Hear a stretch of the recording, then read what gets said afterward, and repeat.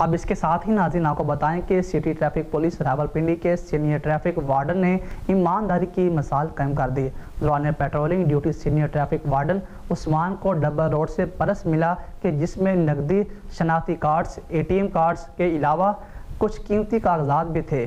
تو traffic warden نے انتھک محنت کے بعد شہری کو تلاش کیا اور اس کا سامان اس کے حوالے کر دیا۔ اسی حوالے سے مزید بتا رہے ہیں ہمارے نمائندے فیصل احمد ستی۔ جی فیصل بتائیے گا۔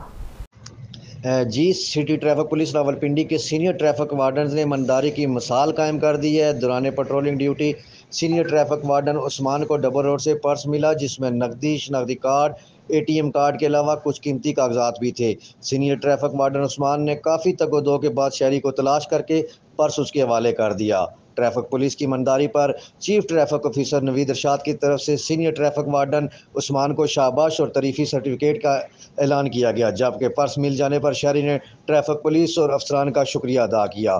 اس موقع پر CTO نوید ارشاد کا مزید کہنا تھا کہ میری فورس کے جوان شہریوں کی جان و مال کی حفاظت کے لیے ہمہ وقت تیار ہیں۔ فیصل احمد ستی، SM نیوز، راولپنڈی۔